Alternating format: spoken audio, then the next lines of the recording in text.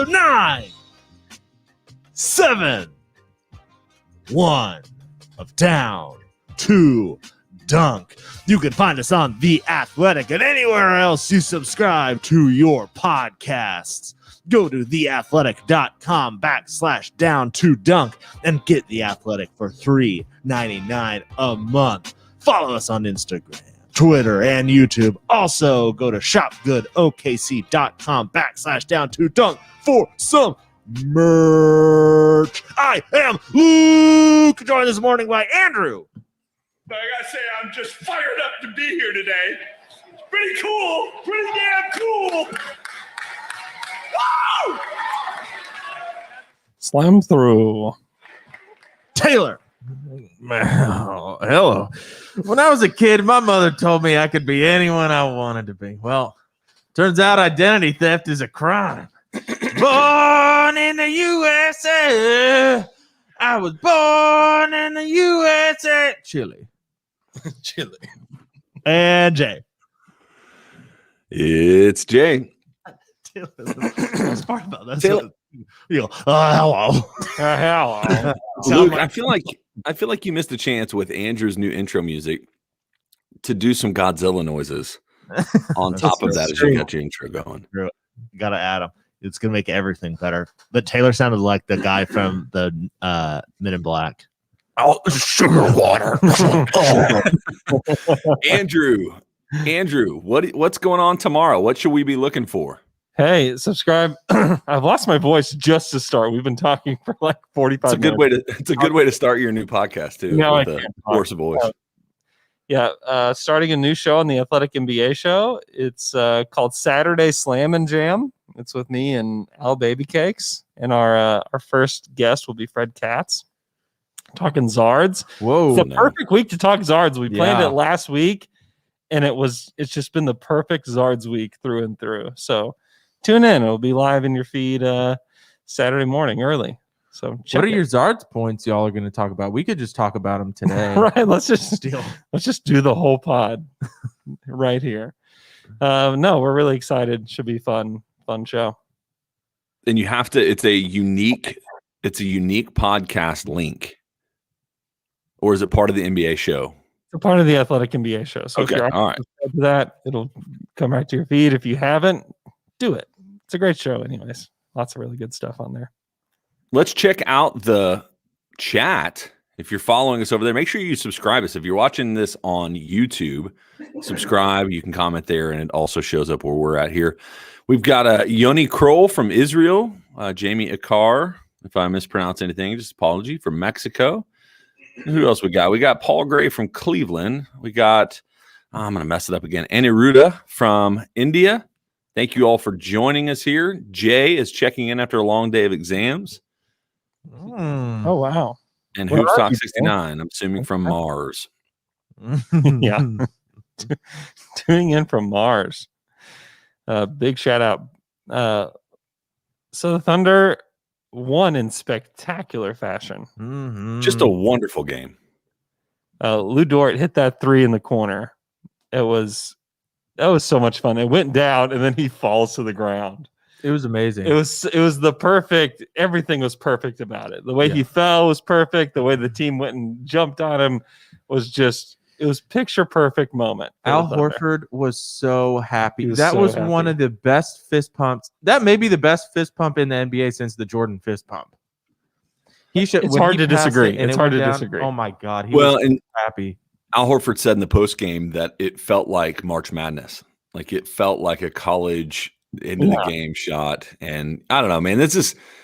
That team clearly enjoys being together and is pulling for one another, which is awesome. Like that's one of the things that a lot of people are worried about with the team that is positioning themselves for the rebuild the way that the Thunder are, is how that impacts, shapes the culture. And it feels like, and this is why guys like Al Horford are so important until we move them very quickly, please and thank you. But until then, it's like these are the guys that help make sure that the culture is healthy and is going to be sustainable for the long run. Because eventually this gets passed over, and you already see it. Like I enjoyed watching Shea in the games that he wasn't playing, sitting on the sideline and still hyping up his players, and into it. Yeah, you can tell he really. And I think Andrew, I don't remember when you said this, but one of the question marks about Shea is whether or not he had the attitude or the mentality to be the number one guy.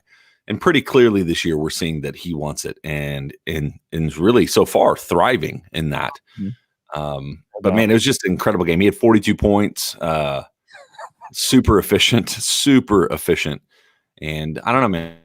And I'm just super impressed with what he is bringing to the floor, night in and night out. And this team is not. They're not going to make noise as far as the playoffs. Like I can still say that with a lot of confidence, even looking at the second half of the schedule. But what you're seeing is a lot of those things that are could be long-term indicators of success for this franchise, which is the exciting part of it. So, and Dort, man, it was awesome. So I was looking at the doc for this podcast, and the old one loaded up. It was like from episode 950. And so it took me so long this morning at 5:30 a.m. to realize that these were old questions. So I was like, these are such weird questions in the context of where the season's at right now. But one of the questions was, and this was back a couple weeks ago, we answered this too. But one of the questions was, would you trade SGA for the number one pick straight up, theoretically? Oh, somebody asked it again. Somebody asked it again yesterday too. Oh, they did? Yeah, I didn't put it in the doc, but somebody did ask it. Well, I just thought that would be an interesting thing to go over again at this point, because I even think how we view SGA and what his play's been since that point is different now. Yeah. And I remember, I think the overwhelming answer was yes, we would trade Shea for the number one pick. And now I'd just be interested. What do you guys think now? Andrew said no, actually. Him and Alex had this conversation. I wouldn't. Yeah, it's very risky. Yeah. I mean, I think we know Cade Cunningham's going to be good, but Yeah. everybody thought Markel. Oh my gosh, It's guys. like really gone. It's really Andrew. everybody thought Markel Fultz was going to be like the man. Yeah. And Fultz, like that's the scary part is you don't really know. Yeah. That when I was watching that last play, the one thing I was thinking about, this would make a fine mommy. Oh on Top Shot. Oh yeah. The other thing is everyone hop on this moments on Top Shot. You have to start calling them mommies because it makes talking about Top Shot 100 times better. Yeah. It's like, think about this. Oh, I just got 3 great mommies. I love my rare mommy I got. It's just so funny. It's really it makes me feel uncomfortable. But I will say this about that game is, or that conversation about Shea and Cade Cunningham is I've always just kind of owned the fact that I default towards the known quantity. Yeah. Right. Like that's just my default. And I think it also depends on where you land. If the Thunder land in the top 10, but if they land in the top 10 in the sense of like 8 and 10, it starts to get complicated. I think the Thunder can move 8 and 10 and get higher. I think they could get 5, 4. But I think the question, and I can't wait for Andrew to get back. I'm assuming he's getting some hot tea to get his he's hacking up a lung. He sounds like he's dying in there trying to fix his voice. Are you guys? You guys okay? Everybody okay? But it's one of those things. Like part of the conversation for me is whether or not, and I'll just kind of maybe drag this out until Andrew gets his headphones back on. But whether or not Shea is developing to the level where, and Cade is the transcendent piece where Cade plays next to Shea. They're going to be very similar actually in what they bring to the floor, but they can both switch one. Shea's 1-2. He could guard some threes. Cade can guard all the way down to the small forward position. But the question I would have is if you do get 4 and 8. Yeah. And you're saying with Shea and 4, you could get 1. I'm saying no on that. But at 4 and 8, do you start? And it's pretty clear at that point that most point guards. But I'm wondering, like, has Shea become enough of a known quantity where earlier in the season we were just saying take the best available regardless of position? Yeah. Do you start to look to position out with your draft picks a little bit more? No. You still just draft best available? Yes. Yeah. Also, Jay, imagine this. Imagine we drafted Shea, 3 seasons ago with the number 1 overall pick. Would you be happy with his development at this point? Yeah. I would too, right? If you think of it that way, like, oh, well, okay, why would I trade for a number one that I don't know how they're like what you were talking about? Like Shea is the known quantity. And I feel like if he was our number one overall draft pick, we'd be pretty happy with how this is going so far, especially considering the team that's around him. Yeah. Well, and we'll get to this, and maybe this is a good transition to it where we can talk about it, is Sam Vecini's rankings of young players. And he's got the top 10. He released it. And there's one guy in this whole top 10 that was selected number one. Only one. It's Zion. He's number 3 on this list.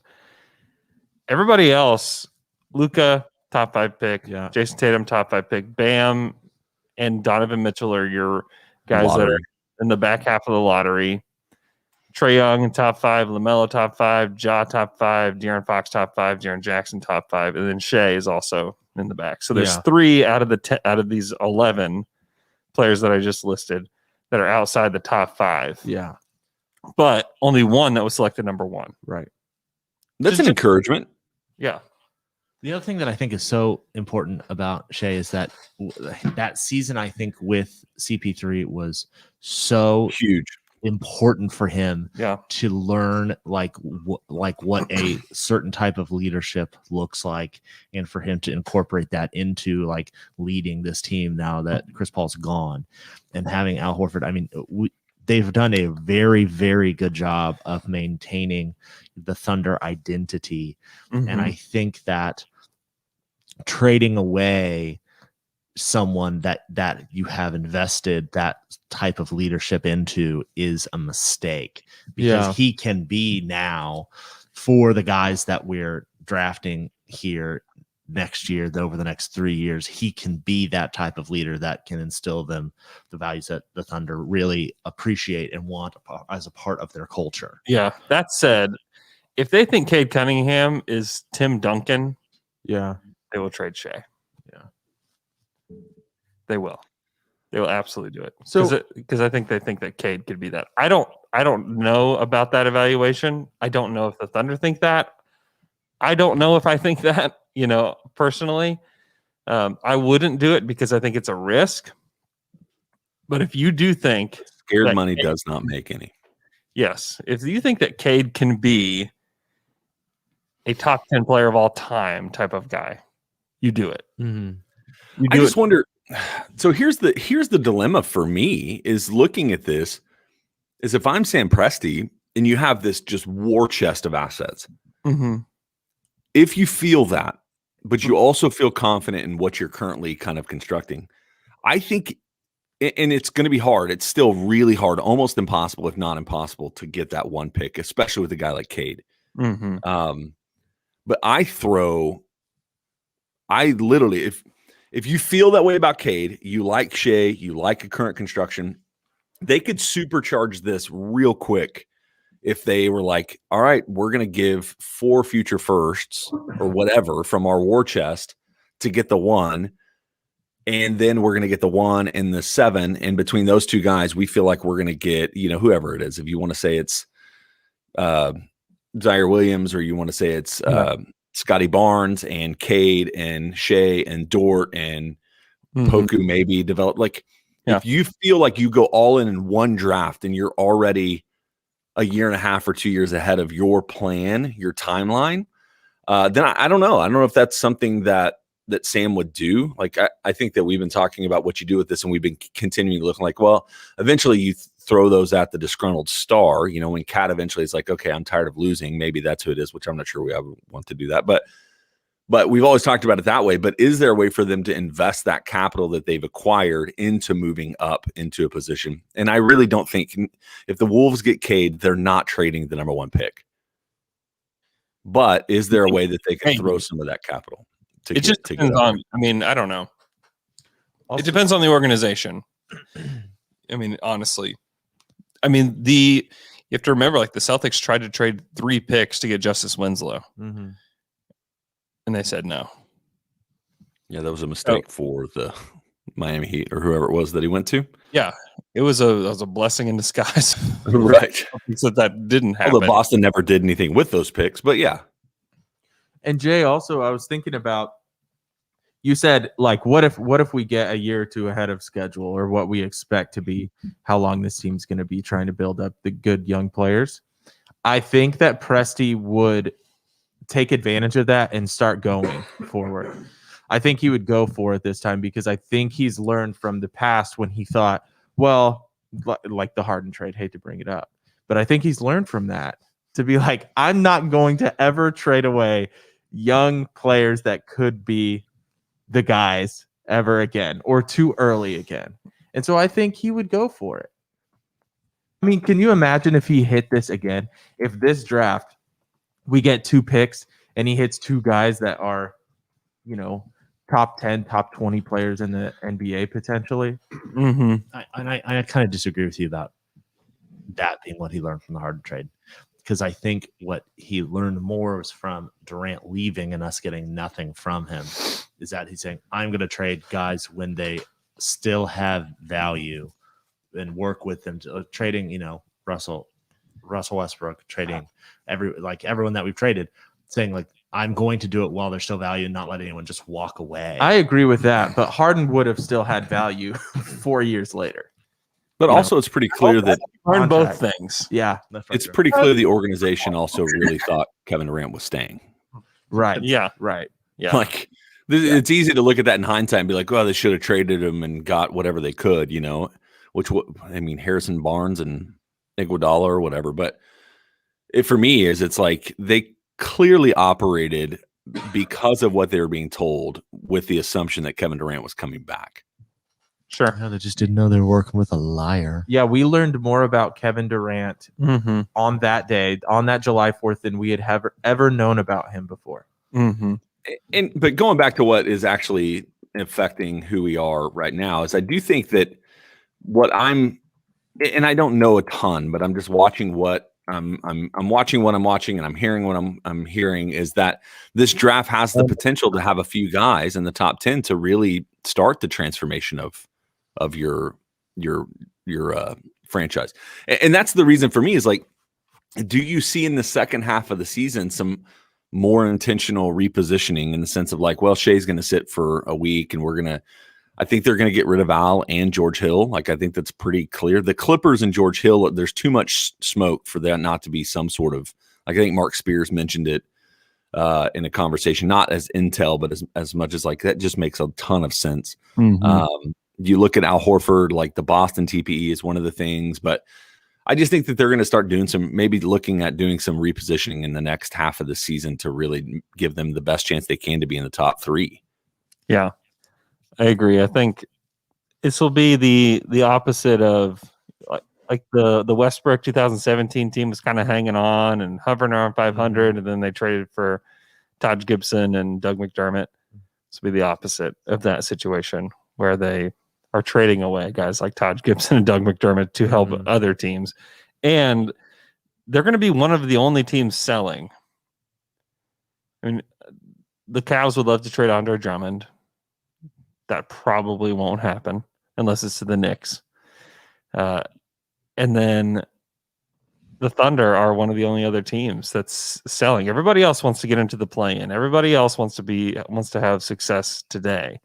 So the Thunder, I think part of the reason that they're waiting is because they know at the trade deadline, they could actually get some stuff for these guys.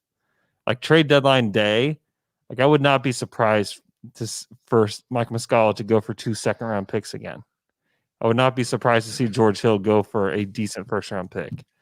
I wouldn't be surprised to see Al Horford get dealt to somebody. Even the Knicks, again, I think the Knicks are buying. And I think they have a unique opportunity to even sell him to the Knicks because the Knicks have $17 million in cap space already. And then they just have to deal basically one other additional player and an asset to get him. Mm-hmm. So I'm intrigued to see what they can get for all of these players because I do think that they're uniquely positioned to reap the rewards of this unique trade deadline. Trade deadline is such a low production day at work. Oh yeah, productivity just craters. They should have trade mommies on Top Shot. Trade like, mommies. Yeah, remember this trade as a moment. There's no video to play. What do you mean? There's no video for. There's no moment.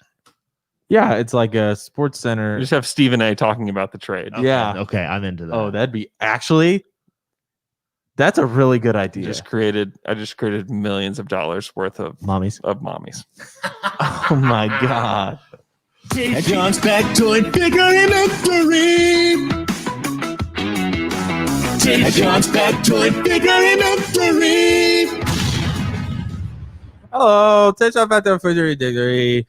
Brad Stevens to at Zoe. Brad Stevens said this to at Zoe and Bertrand on the Celtics' recent struggles. I was just telling my wife I had a root canal and my identity stolen last week, and I think those were two of my. I can't read. I had a root canal and my identity stolen last week, and I think those were two of my better days in the last 8 days. The Celtics are struggling, boys. It's been so bad. They've been really bad. So, one, I have 3 questions actually out of this. One, do you think the Celtics will figure this out? We'll just start there because this won't take long. They need Marcus Smart tremendously. They've lost a ton of depth. I don't think that they will, quote unquote, figure it out this season. I don't think they're going to use the TPE until the summer. And so, no, I think they'll lose in the first round and then try again next year. Wow. Well, if you didn't, Andrew, you'll have to tell me where it was. I think it was the NBA show or the Daily Dean, but Andrew and a few guys that I can't remember off the top of my head went on a long dive on Boston Celtics. What was that show? Which one was that? It's the Daily Ding. Daily Ding. Yesterday. So listen to it. But yeah, it does not make me feel super confident that they're going to figure it out for this year. Okay, question number. Luke, do you have an opinion on will the Celtics figure this out? I agree. Okay. Number 2, is a root canal really that bad? Because I haven't gone to the dentist in like 5 years, so I'm expecting one. Have you had a root canal before? No, never had one. Here's the thing. I think that like root canals are a thing where like if you have one, then you'll have like 5 in your life. Depends on what tooth it is too. If it's a molar, you're probably fine. They'll numb you up, and it's just not fun sitting there. I had root canals in my front teeth, my 2 front teeth, and it was misery. Why? I knocked them out when I was in the 3rd grade. Fell down, knocked them out. Ugh. Gosh. I've never had one. So they have to make a canal in the root of your tooth? So it's basically, so I've had one. They hollow it out and they remove the root. They send a little boat, the tiniest little boat, a little dentist down the boat. canal. So it's a very magic school bus situation. It is. I've had one, and mine was not that hard. It was a molar, so that's what Andrew just said. Mm-hmm. Is there any healing time? Yeah, I mean, just like anything else. Right. You'll probably be fine in 48 hours. 48 hours. I don't have that kind of time. All right. Question number 3. If you could need to go to the dentist, Taylor, by the way. Just go to the dentist. Figure that out. You pay for it then. Number 3. If you could steal someone's identity, whose would you steal? And not just financial identity, but I mean socially. Like you could have their lives. Do I acquire their skills? You can acquire their skin if you want. Is it weird? Or is this like a Freaky Friday? This is a Freaky Friday situation. It's a Freaky Friday situation. Okay, all right. Yeah. Just so Freaky Friday situation. A pretty good one would be Leonardo DiCaprio, because I think all he does is make movies and then gets fat and hangs out with models when he's not doing movies. And he's super rich. Yeah. I think that'd be a pretty good one. He is super rich. That's a really good He just one. hangs out on like beaches and and just looks like he's gotten kind of fat. Yeah. But he's and great. no one cares because he's Leonardo DiCaprio. Well, then he turns it on and he like loses weight and then he just knocks it out of the park. He's made 0 bad movies. Is that true? What's Eating Gilbert Grape? They're all really, really good. Very good. Yeah. Huh. Okay. Andrew? Zion Williamson. Okay. Yeah, that'd be fun. I would love to know what it's like to be that big and be able to jump that high. I think you would be. And plus, I would go to the coach and say, hey, please make me a good defender. Yeah. And then I'd become a great defender. And then I would be the MVP next year. MPP. MPP. I'd be third in the MPP voting. It would be. But I also think Third in the MPP voting. for my pick, I believe that Leonardo DiCaprio can also dunk. Oh, okay. So you can be someone else and also give them whatever skills and attributes. If he can make Zion a good defender, I can make Leonardo DiCaprio dunk.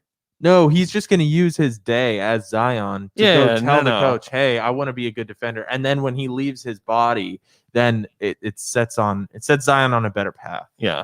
Okay. So he's making good decisions for Zion. Trying to help Zion. He will not take advantage of the situation. Yeah. Right? That's what Andrew? That's correct. Okay. Jay, you got an answer? Yeah. I was thinking about this from I don't know, just kind of my own personal experience is kind of like a Tom Hanks guy, just in the sense that to be somebody that is universally loved is something that would be pretty awesome to experience. Oh, Jay, we love you. Come on. I know. Hey, listen, this is not, I'm not trying to speak my woundedness out here into the world, but what I'm saying is just somebody that like clearly everybody like, is there, anybody that just like, that Tom Hanks guy, what a arrogant jerk. No, I do. Because there are some people there's some people that thinks there's some stuff out there that people don't like about him that I think is conspiracy theory related. Ooh. QAnon people. Yes. Okay. Oh. So not universally, Jay. Yeah, not universally, but from that you respect their opinion of, yes. So my person would be Jeff Bezos, and I would start giving away his money because this is too far.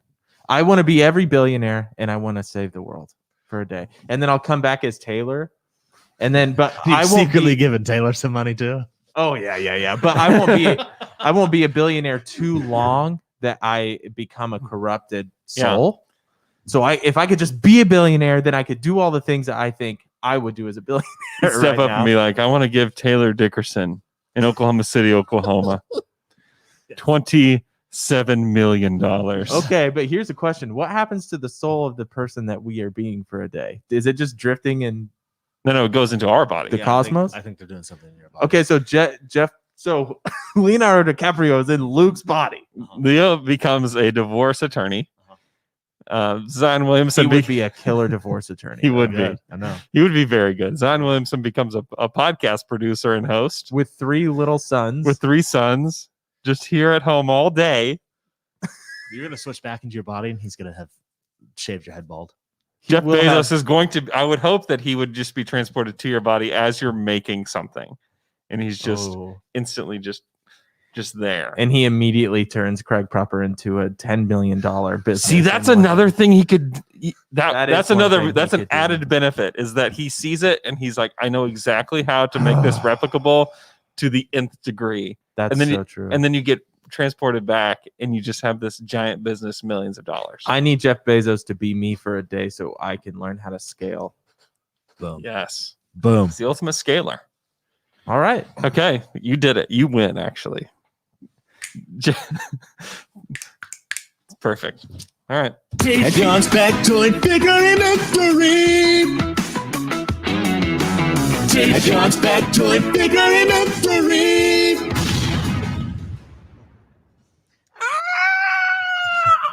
All right, guys, it's time for Luke's online deep dive. Guys, I just sent you a picture, and this is what my deep dive is about. Okay, let me pull up my phone.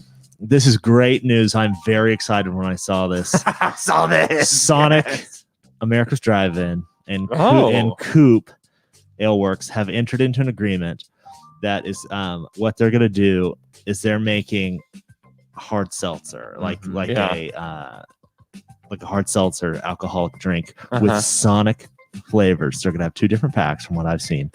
A citrus pack and a tropical variety pack. So citrus and tropical. The citrus has lemon berry, classic lemonade, cherry limeade, and original limeade. Wow. And the tropical has orange pineapple, mango guava, ocean water, and melon medley.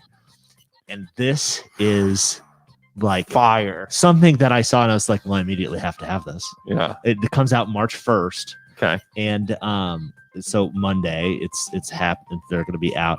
I mean, this to me is like the perfect marriage of two things.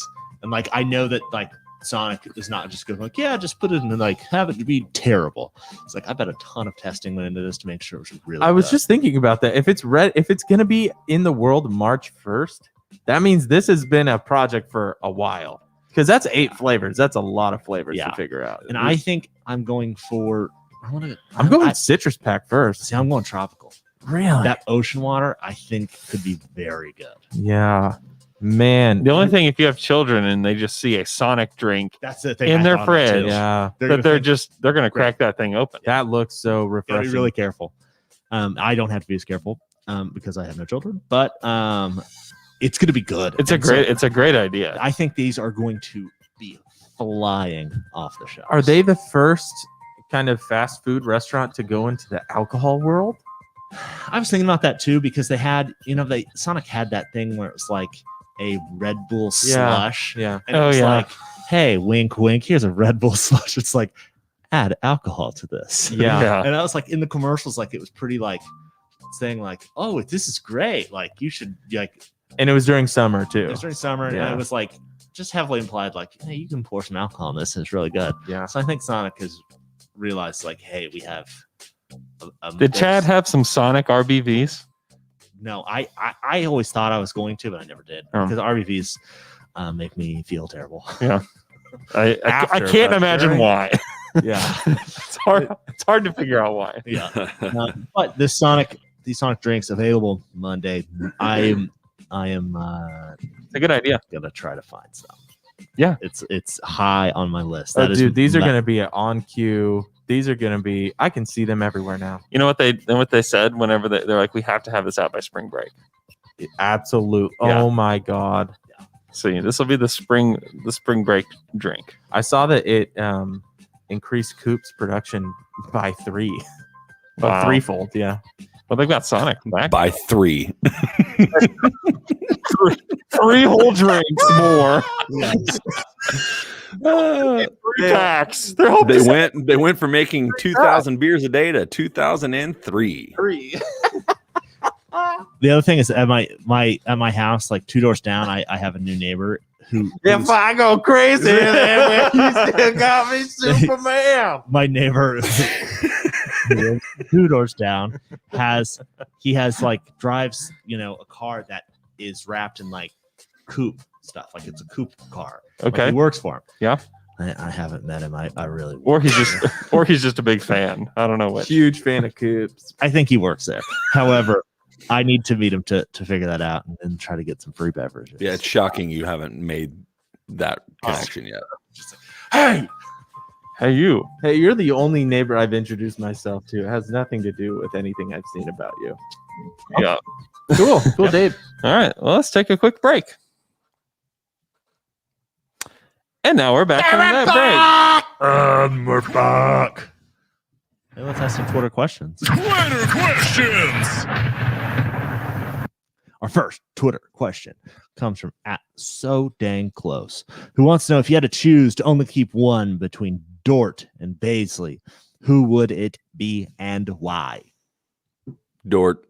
Dort Okay. has the higher floor, certainly. I think it's certain that he is an NBA starter. I do not feel that way about Bays. I think that he could get there. I think that he could.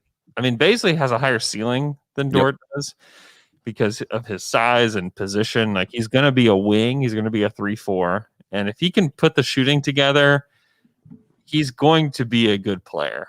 But we have seen that he does have a certain floor that could put him as like a fringe rotation type of guy for his career. But who knows what he'll be. Whenever anyone says higher floor or lower floor, I always think my mind goes straight to pelvic floor for some reason. Yeah. I don't know why. It is a floor. It is a floor, but It I is always one think of the floors. Lou Dort's pelvic floor. It's pretty high. I'll bet you it's a really solid pelvic floor. Taylor, I never know what you're going to say. Me neither. I really Yeah. appreciate it. Because I've never thought that would be. I don't something. know why my mind goes there. I love it. Yeah. Cool. Jay, what do you think about pelvic floors? How's yours? Next question. Down there recently? Check solidity. So Zach Traver says 3 Dorts down. Oh yeah. Dort they've been What's up, Zach? One of the guys at Barstool Sports has talked about him and really likes him, has nicknamed him the Dortcher Chamber. Yeah, there's been lots of people that have added me about that. Yeah, it's out there. Yeah, we know Big Cat likes Dort. Okay, we know. It's a big endorsement. Big endorsement. The endorsement. Jay, you didn't voice your opinion on this. I'd like to hear it. No, he said Dort. No, you nailed it. Like Baisley, and I'll just be honest, like he's been underwhelming for the most part this season. Especially with the expectation. Roses, brown, or beige, Jay? Oh, Baisley, without question. Okay, all right. So, but Baisley, you're right. Like Baisley has the highest potential, and to get a 6'9", 6'10" guy that can, in theory, do what he does. You're seeing it from Dort, and I said this earlier talking about Shea. I think I'm always a known quantity guy over a potential guy, except for apparently when it comes to Pokuševski. But other than that, I'm definitely in the ballpark or in the game of like, I mean, I know what Dort is, and I know that he's going to continue to be what he is and probably get better. And for Baisley, there's just too much unknown. And that doesn't mean like I'm not still high on what Baisley could be. It just is if I had to choose between the two, it's pretty clear for me, Dort. Mm-hmm. High on your base supply. Hey guys, let's move on to our next Twitter question. It comes from @Austin_35, who wants to know, what can the Thunder learn from the Celtics about what not to do when you have a ton of picks? I love this question. And probably because I just finished listening to that podcast.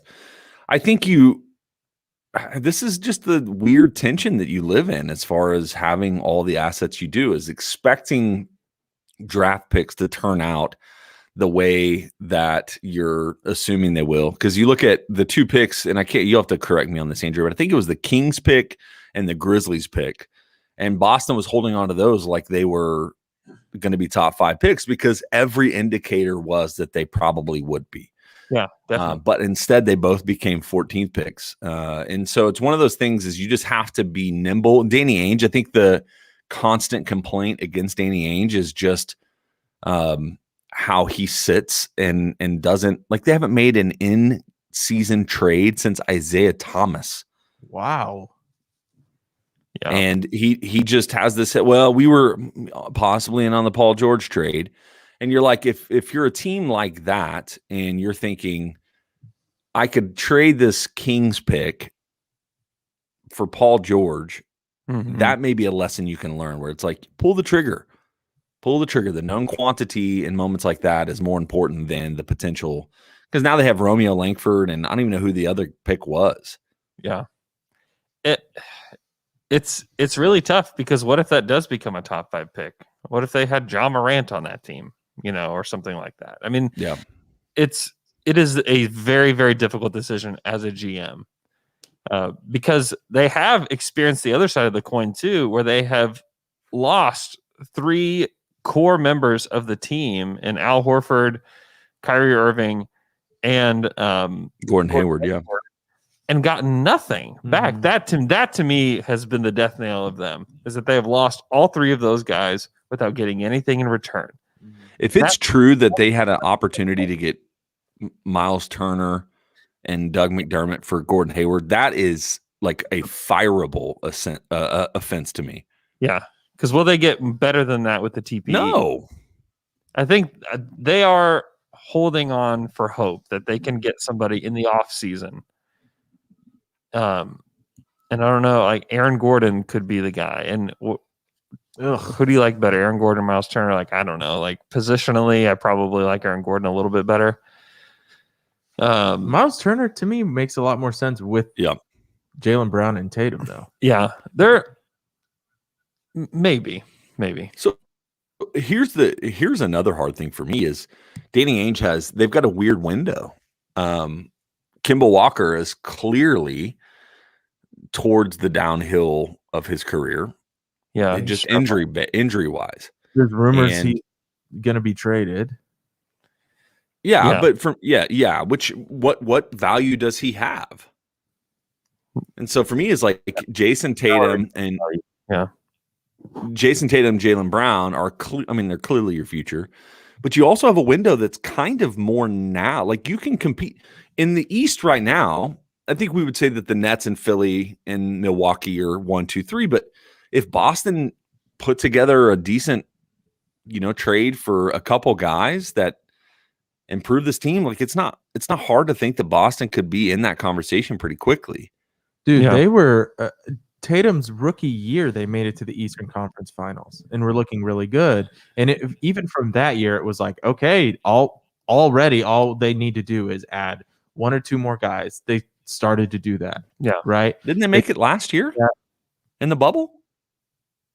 Did they make it? Yeah, they did. They did. So, I mean, they should be competing every single year, though. So this year does not make sense to me that the team looks the way that it does. It's fit, and Marcus Smart being hurt obviously matters. Smart being out is a big deal. Yeah. And then if you're that dependent on a guy like Marcus Smart, which I get his value, I understand that, but yeah, it just probably proves another point.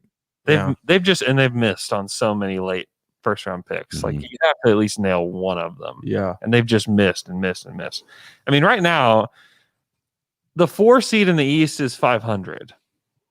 The 4 seed is 15-15, and that's the Indiana Pacers. Every other team from 5 down to 8 is below 500.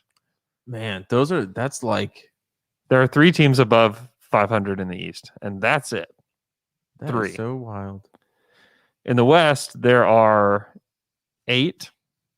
The Memphis Grizzlies would be the 4 seed. In the Eastern Conference. They're the 9 seed, which is just absolutely wild. How did that? Wasn't this the year that we were talking about the Eastern Conference? Like Eastern Conference is pretty loaded. Like they're gonna have, because we were talking about like who's gonna make the playoffs, and we're like, well, 1 through 7 is pretty much a lock, and you have Boston and Miami, and like Orlando, who's been historically in the playoffs. Did you say Boston in a Boston accent? Boston.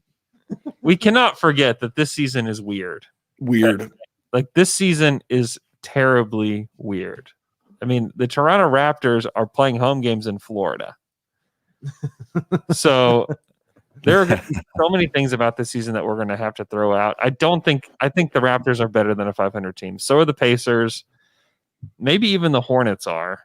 The Boston Celtics are certainly better than 15 and 17. The Miami Heat are better than 15 and 17. This is we have to know that like there are so many weird things happening this year that are affecting this season, and the East is a huge window into that. The Zards are 7-3 in their last 10. Just a heads up, they did beat the Nuggets last night, so make sure you mention that on your podcast for the weekend. Okay, that's facts you're only going to get here. Big shouts! I can't believe. Can we talk about the ending of that game real quick, or do you want to save it for tomorrow? No, we can talk about it. What happened? Just kidding. It's hot. No, seriously, will you talk to me about it? I don't know what happened. No, I saw that Michael Porter Jr. Did you see what he said after the game? They asked him about it, and he said, the 3 of us were out there trying to win the game. If that shot goes down, no one talks about it. And it's like, dude, no, wrong response. Run to the rim. You get a dunk. You go to overtime. You are the first one with Jamal Murray down the court. Jamal Murray just totally panicked.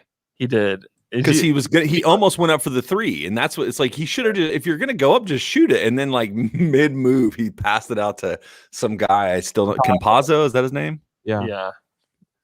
Did you hear what Brad Beal said in the post game? He said he's like, I went and asked Jamal afterwards, why didn't you shoot that? Like he's like, Jamal should have shot that. He said he probably would have made it. Yeah. He said that like on TV on the post game. It was really funny. He probably could have kept driving as well. Yeah, anything in a wide open lane. Anything but what he did. But I don't know why. Go on one fast break in the closing minutes, down 2, and what you do is you throw the ball. Like it's everyone's fault though, because there's 3 guys that run to the 3-point line. Yeah. Instead of just cutting to the rim, no one is at the basket. So that's what I don't get either. It was just like everyone brain farted at the same time. But also, I don't know if you saw this. Like, we're not even talking about the Wizards. There were like 3 possessions in a row where Russell Westbrook, it was like he was dribbling with his hands closed. He couldn't hold on to the ball. Yeah. Just turned it over, just handing it to, and he, played relatively well, and they were playing really well. They were up by like 5 with 40 seconds left and just had turnover after turn. It was the ugliest end of a game that I've seen in a while. It was crazy. And the Zards still won 7-3 in the last 10. Mark it here. You heard it first right here. Jay Smith.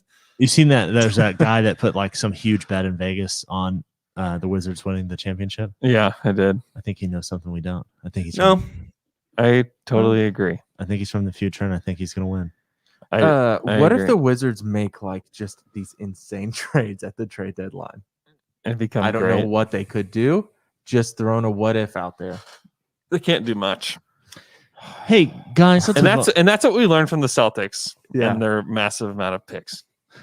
hey guys, let's move on to our next Twitter question. Wait, what was the question? Who wants to know, with the newly released schedule and recent results, when do we start to worry about not getting a top 5 pick? Now, Yeah, I mean, I think odds are that they will be in like the 7-8 range at the time of the lottery. oh God. I think that unless they're able to sell off way more than I think they can at the trade deadline, then maybe they reposition themselves to the top 5 range. Because right now, if they just lose like 2 games in a row, like they're back in top 5, right? Yeah, but say they're still 3-7 in their last 10. Yeah, Like I know. It just changes. And for me, is the key is always looking at who's underneath you and who's right above you. Exactly. So out of all of these teams, who's trying to lose? Washington, I just said 7-3 in the last 10. Yeah. Orlando, we don't know what they're doing. They would Maybe they have they a coach and an organization that would like to win. Sacramento Kings. They're gonna at some point soon. They're gonna fire Luke Walton, and they're gonna go on a run. Just watch it. They've lost 9 in a row. Yeah, they're really bad. What are you laughing at, Luke? I would say that Houston, Cleveland, Detroit, Minnesota are just going to continue to lose. I don't know. I think as soon as Christian Wood comes back, I think you're going to see Houston level out a little bit. Bro, I hope so. I know that is definitely wishful thinking, because right now their pick is protected, and the Thunder are going to need luck, and that's the same. We've been saying that from the beginning anyway. Even if they got a top 3, even if they're one of the worst 3 teams, you have a 14% chance for the number 1 pick. Yeah, even if you're in the number 1 spot, you still only have a 52% chance of staying in the top 4. That's over half. Yeah. So that's why I'm like, you just got to stay in that range. Yeah, if you're in the 4th spot, you have a 48% chance of just staying in the top 4. I still think the Wolves actually want to get out of it, but I don't think they can. I mean, obviously they're 7-26. I think they've been trying to win all year. They have. Yeah. They So just I don't know there's how. nothing They just have no idea how. And they haven't for years. They did finally fire Saunders. What's his name?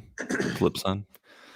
Doesn't matter actually anymore. So, but he's not a coach anymore. Ryan? So Ryan. It is. Ryan. Yeah. Have some respect, Jay. I'm so sorry.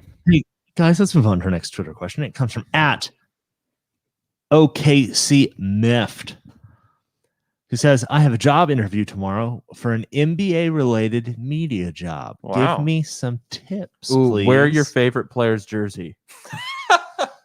Definitely wear a basketball jersey. Paint your face. If you have shorts, wear it. They need to know how big of a fan you are first. Walk in, have the warm-ups on, take the warm-ups off to sit down.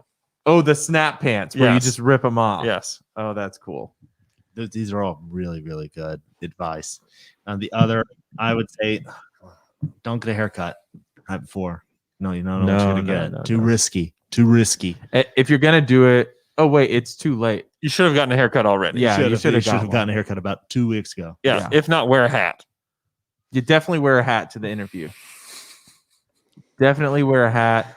There was one more thing I thought Andrew, about. what would you actually do to the person that's maybe seeking real advice? Before he says that, don't sweat, because if they see you sweating under pressure, they're not going to draft The you. other thing is trust your body. Trust your body. If your body needs to fart, let it out. If it needs to burp, let it burp.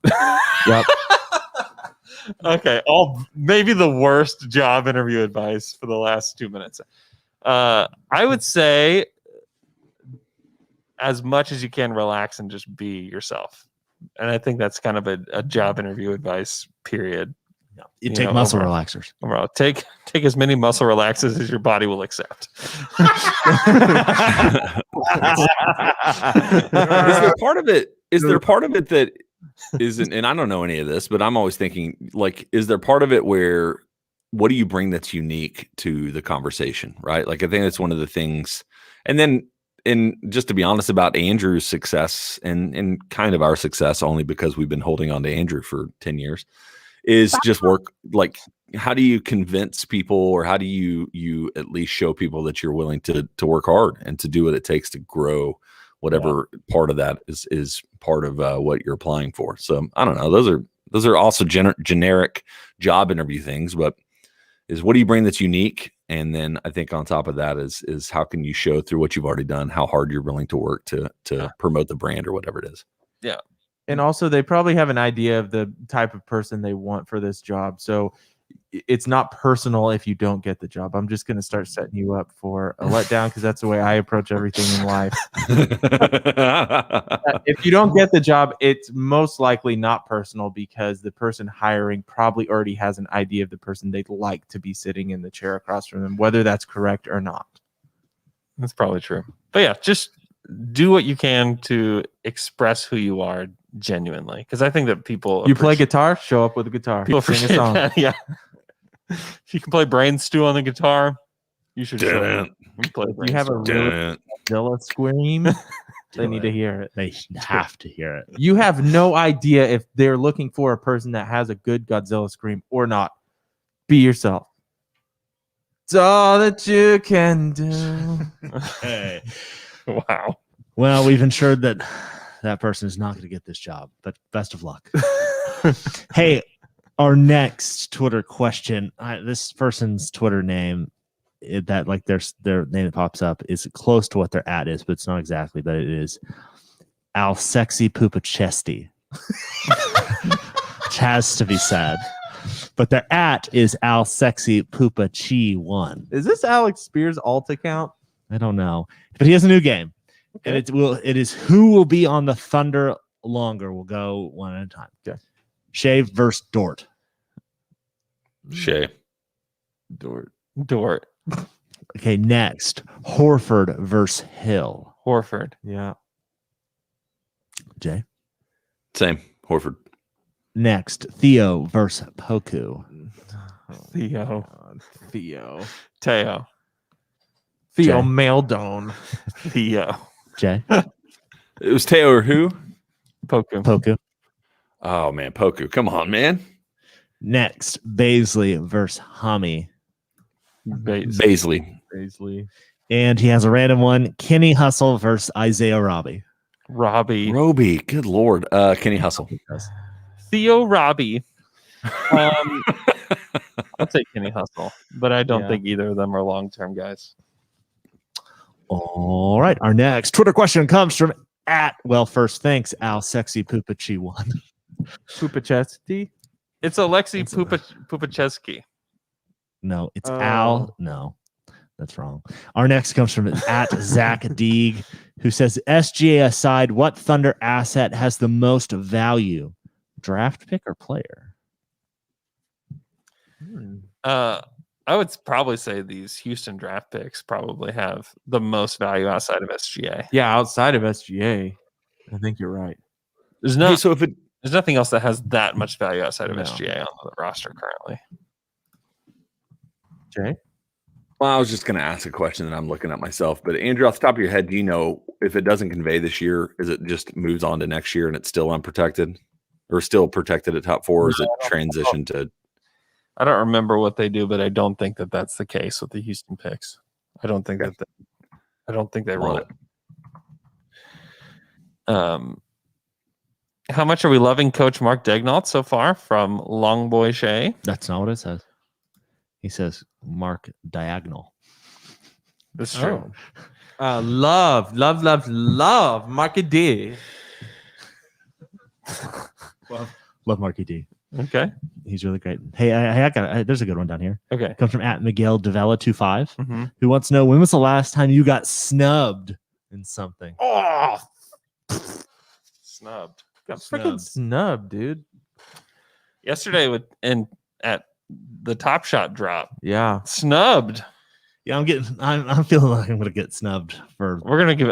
I'm going to set my. I'm planning my day so that I can do the drop. I know. At 11, and I'm going to get snubbed. Well, I planned my whole day yesterday around the drop. That sucks. And it got moved. That really sucks.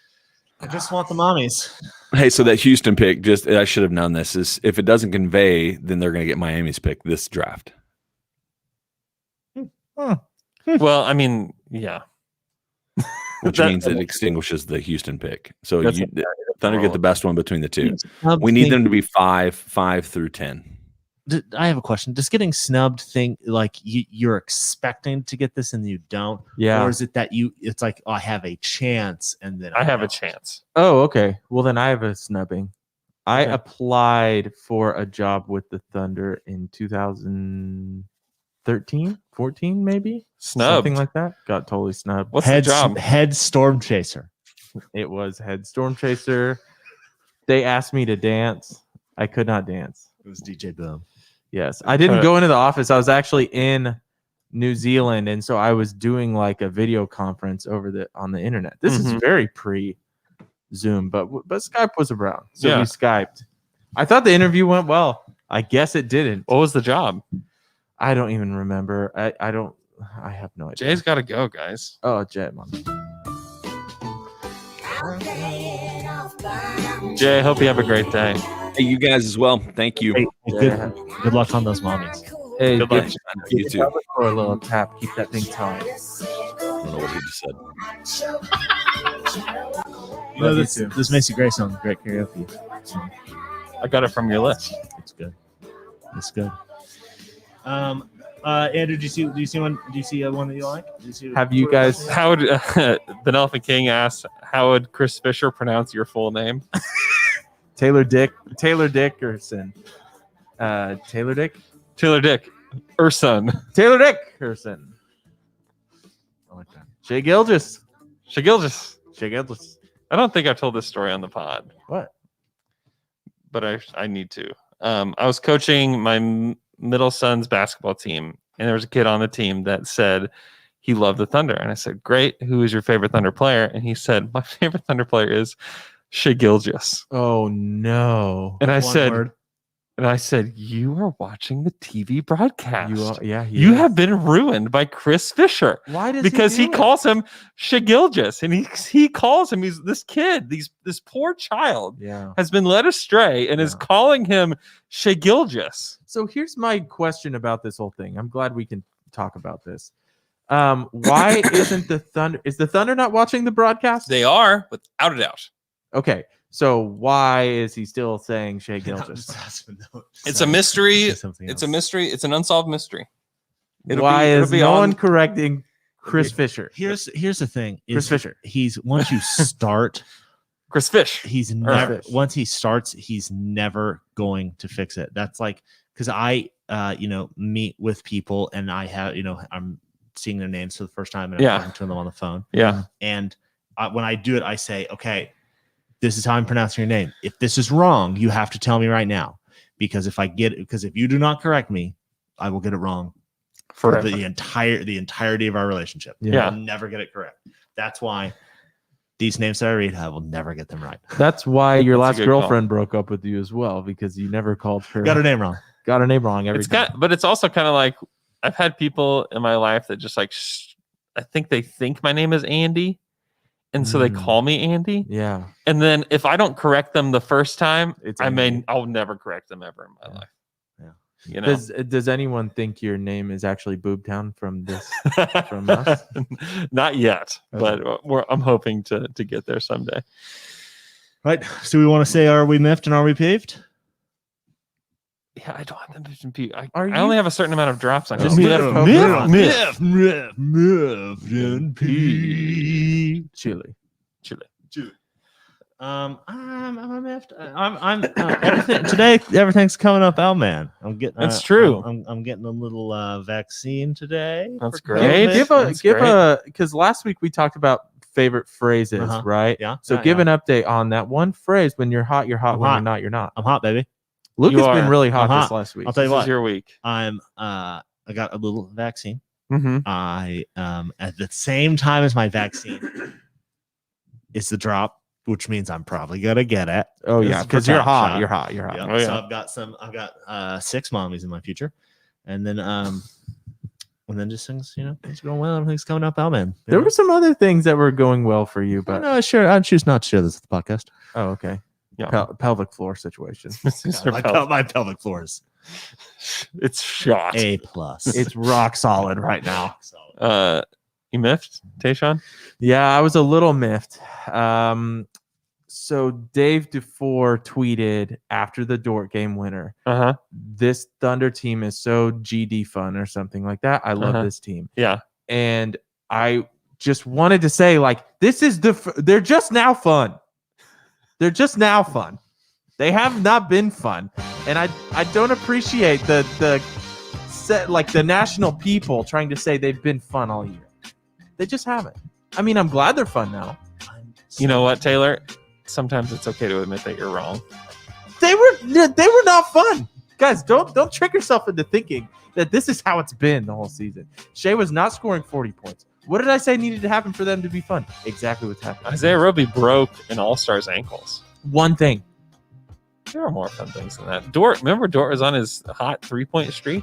He was. Was that not fun? Yeah, there was a funny question from an old doc that I was mentioning earlier. That was Penny at Bangelope asking, when will we accept that Dort is a good shooter? And I thought that was funny now because it's been a little bit worse lately until that game. You know what? I'm proud of him. He has kept shooting, He has kept shooting. and that's all I needed to see. I don't care if they go down. He's staying above 30%. It's great. So. Yeah, he shot really well the other night. Thanks for listening to our show. Hope you guys have a great weekend. Be sure to retweet our podcast and share it with other people. That's how this thing continues to get around. So you guys have just a wonderful day, and we'll talk to you guys again on Monday.